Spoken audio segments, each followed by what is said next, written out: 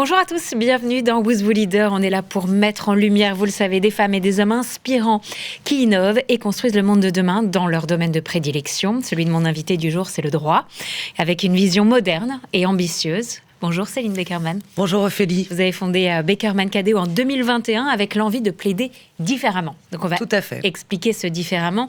Votre cabinet est tout jeune. Alors, vous n'êtes pas une toute jeune avocate, vous avez évidemment de l'expérience, mais votre cabinet est tout jeune, 2021. Pourtant, on vous a confié des grandes affaires emblématiques, Charlie Hebdo, MeToo. Pourquoi ça a été un moteur dans votre expansion ?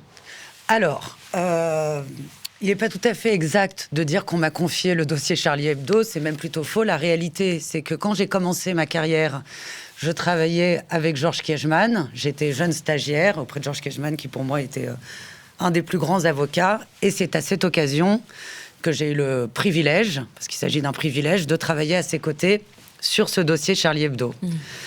Et ça a été une expérience... Dit comme ça, c'est plus juste. Oui, c'est vous. ça, exactement. Oui. Et ça a été une expérience... On vous a quand même confié, voilà. Fondatrice. Georges Kiechman m'a fait confiance. Voilà. Mais ce n'est pas Charlie Hebdo qui est venu me voir. Oui, et c'est Georges Kiechman qu'on venait voir. Et non, ça a été une expérience vraiment fondatrice, dont je me rappelle encore aujourd'hui et qui me sert et qui m'a guidée tout au long de ma carrière. C'est quoi votre vision de l'intégration de l'intelligence artificielle ? C'est vrai que c'est une question qui revient souvent dans tous les domaines. Aujourd'hui, plus ça va et plus on se dit que l'intelligence artificielle va accompagner nos métiers. De quelle manière elle va pouvoir, cette intelligence artificielle, accompagner le vôtre ? Alors, c'est-à-dire que nous, au cabinet, on n'a jamais vu l'intelligence artificielle comme une menace, mais plutôt comme un outil au service de la productivité. Et la valeur ajoutée, l'intérêt de cette intelligence artificielle, c'est qu'elle nous permet finalement de nous concentrer sur l'essentiel, c'est-à-dire la défense, et pour toutes les tâches qui sont facilement automatisables, de gagner un temps considérable. Après, nous ne craignons pas l'intelligence artificielle, nous ne pensons pas qu'elle pourra un jour remplacer l'avocat, elle ne saisit pas nécessairement la complexité humaine, elle ne va pas aller dans un dossier chercher le détail qui va vous faire remporter une affaire. Qui peut tout changer. Exactement. Ouais. En revanche, elle vous fait gagner un temps considérable et il faut travailler avec et non pas contre. Bien sûr. Comment justement on peut concilier ambition de croissance, c'est quand même l'envie de beaucoup de gens, chacun encore une fois dans son domaine, avec justement cette exigence de qualité, de sélectivité. Comment concilier les deux ? Nous avons toujours voulu rester un cabinet à taille humaine. Alors certes, nous voulons nous développer, mais tout en respectant notre ADN, c'est-à-dire rester très près des clients. Vous savez, les dossiers, on les accepte pas seulement, on les choisit aussi, parce qu'ils exigent une implication totale. Et c'est la raison pour laquelle nous ne voulons pas nous disperser, mais simplement grossir ensemble au service d'une vision commune de notre métier. Vous avez choisi de défendre aussi dans l'espace public. Et j'ai envie de dire, est-ce possible de faire différemment aujourd'hui ? Évidemment, on fait toujours, très souvent, face au tribunal populaire, en plus de faire face au tribunal judiciaire, parce que les médias modernes font que beaucoup de choses sont révélées. Parfois, peut-être, ça complexifie votre travail.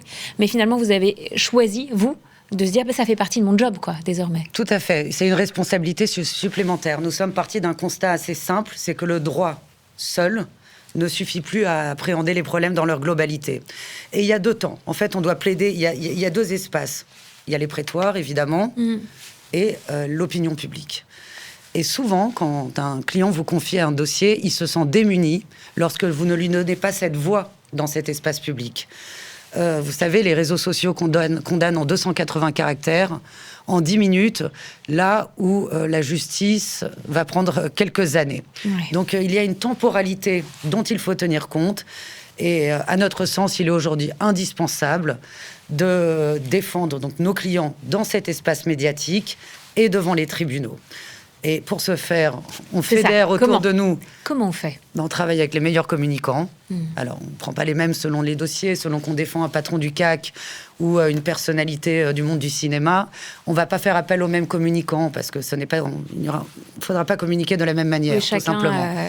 Exactement. À son savoir-faire en fonction de l'univers et de la personnalité. Exactement. Donc, on fédère une équipe qui va se mettre au service du client et le défendre sur les réseaux sociaux, auprès des journalistes Et évidemment, parce que ça reste le plus important devant les tribunaux. Mais par exemple, comment on fait pour défendre sur les réseaux sociaux aujourd'hui ?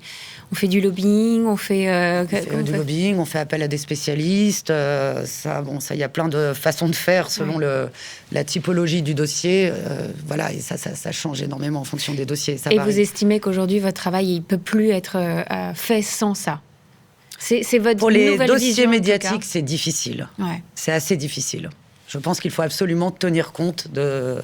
Je ne dis pas tenir compte de l'opinion publique, attention, hein, mais de tenir compte du souhait du client d'être défendu partout, tout le temps, ici et maintenant.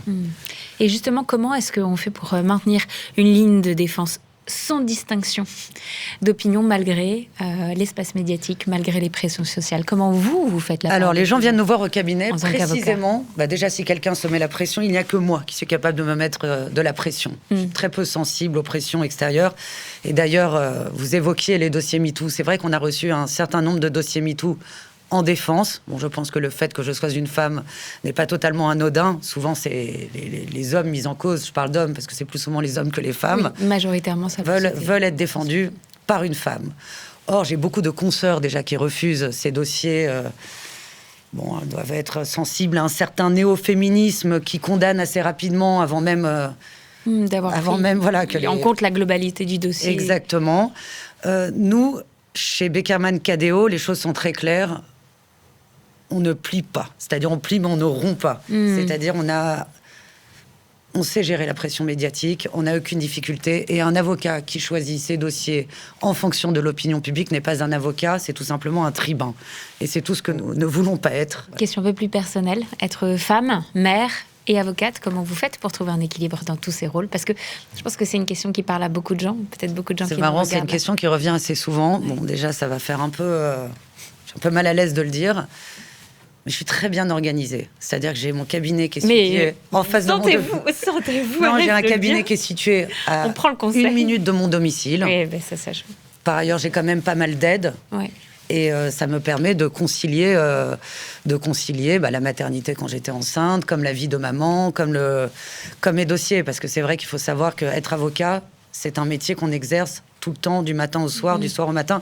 On est tout le temps... Ça ne vous quitte jamais. Oui, on n'arrête pas d'être avocat le week-end. Comme vos enfants. Exactement comme les enfants.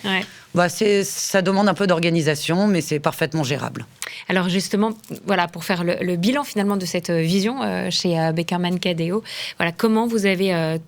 transformer la diversité des parcours, de vos expériences, l'évolution du métier d'avocat pour en faire aujourd'hui un combat finalement qui est un combat collectif quand vous prenez un dossier.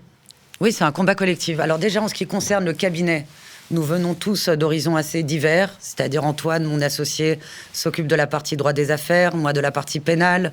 Et l'avantage, c'est que finalement, on se nourrit, on est complémentaires, et ça nous permet d'avoir une approche très transversale des dossiers. C'est-à-dire, quand je vais le faire intervenir sur un dossier de pénal, il va apporter un regard qui est totalement neuf, qui n'est pas celui du pénaliste, de la même manière que lui, dans le cadre d'un conflit d'associés. Je vais dire, attends, s'il y a un problème avec cet associé, on va lui mettre une petite plainte pénale et il va réfléchir plus rapidement. Nous avons une vision commune. Bon, déjà, on aime gagner. Ça, c'est un point commun. Et nous avons les mêmes valeurs. Ça, c'est la première chose. Et ensuite, nous avons la conviction qu'il faut agréger les compétences et les savoirs. Ma dernière question, elle est commune à tous mes invités. Je vous la pose. Quelle est votre définition de l'excellence, Céline Beckerman? Quelle bonne question. On est dans le rendez-vous Wouzou, le rendez-vous de l'excellence à la française. L'excellence. Comment vous essayez de l'atteindre au quotidien? Pour moi, c'est...